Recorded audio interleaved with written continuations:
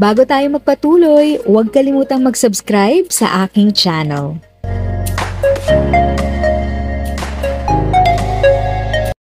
Thank you sa pag-click ng aking video. Good day po sa lahat ng mga nanonood. Sa mga bagong viewers at napadaan lang, by the way, I'm Tita Eda. Welcome to my channel. Ang channel na maghahatid sa iyo ng dagdag kaalaman tungkol sa government services, bagong mga balita at informative videos na galing sa legit na resources.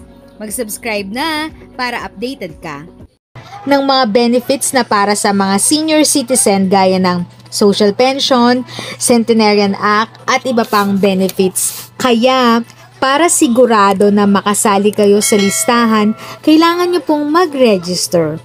Ang video na ito ay guide para sa ating mga senior citizen at tayo ay mag-focus sa online registration gamit ang mga cellphone nyo.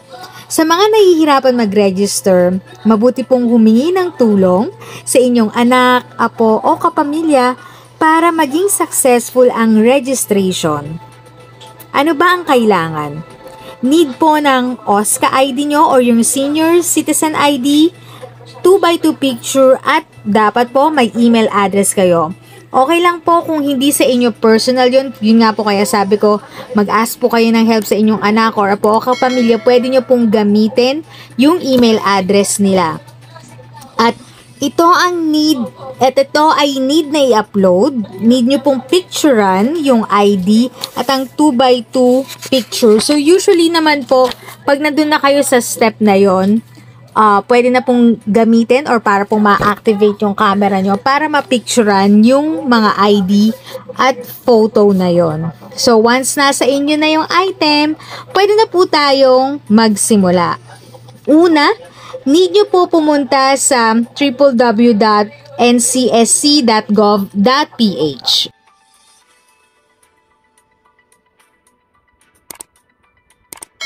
At i-type ito at pumunta sa option na online registration.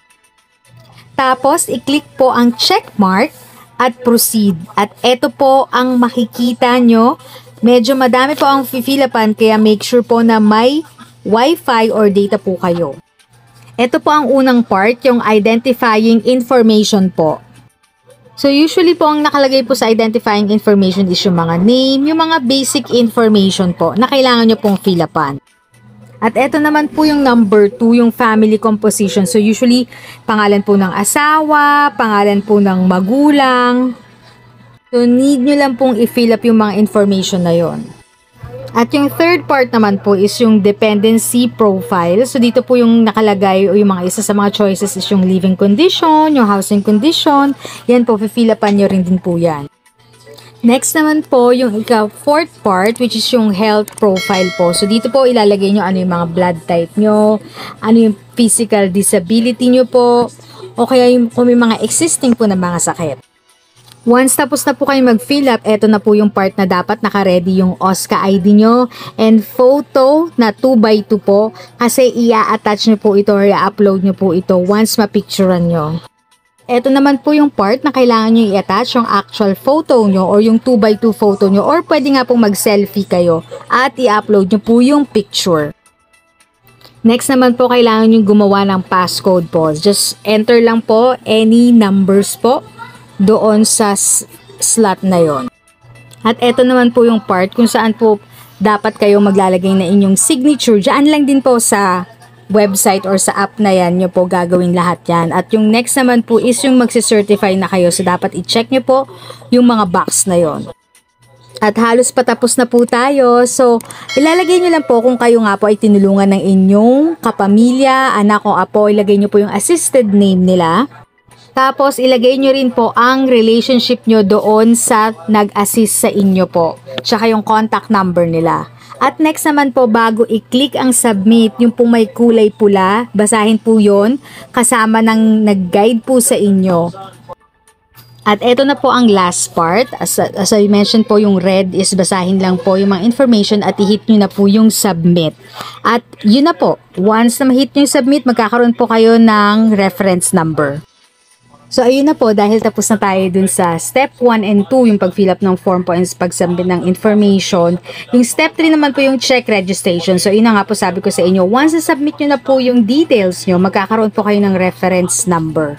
At yun nga po sabi, once successful nga po yung registration nyo, meaning wala pong error dun sa picture nyo, wala pong kayong na-miss na fill up pa ng mga information, magpuproduce na po ito ng registration reference number or known as RRN. So, dapat nyo po talagang itago yon kasi pag gusto nyo pong mag-update or verify po ng status, kakailanganin nyo po yung information na yon.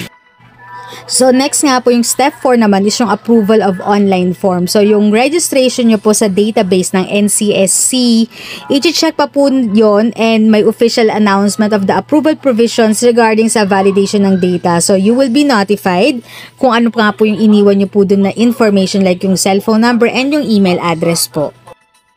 At ang step 5 po, ito na yung makakapag-login na po kayo dyan sa website. Pero yun na nga po, kailangan nyo po munang i-wait yung approval kasi sabi ko nga po, i-validate pa po lahat yon. So once okay na, makakalagin na kayo. Parang normal po na may online account po kayo para ma-check nyo yung mga activities concerning sa membership nyo na part na kayo ng NCSC po. Sana po ay natapos nyo at hindi kayo nahirapan sa pag-register. So, yun na nga po kung medyo parang nalilito or nahihirapan, pwede nyo naman pong i-pause itong video na ito para po sa step-by-step guide. If sa tingin mo, natulungan ka ng video ko na ito, nakasave ka sa oras mo, you can click yung thanks button at any amount ay malaking help sa pag-grow ng channel ko. Yan lang po muna ang aking update. Sana ay nakatulong na dagdag kaalaman ang aking shinare today. Ang goal ng aking channel ay mag-create ng awareness. Kung ganitong mga topic ang gusto mo, panoorin mo ang mga videos ko na ito.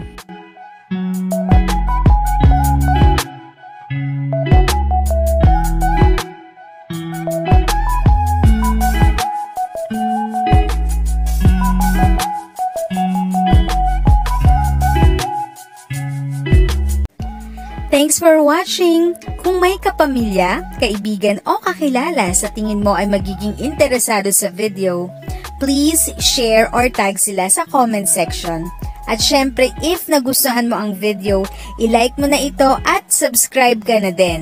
As always, feel free to write your questions, comments, and opinions respectfully. And continue to be a blessing and stay safe!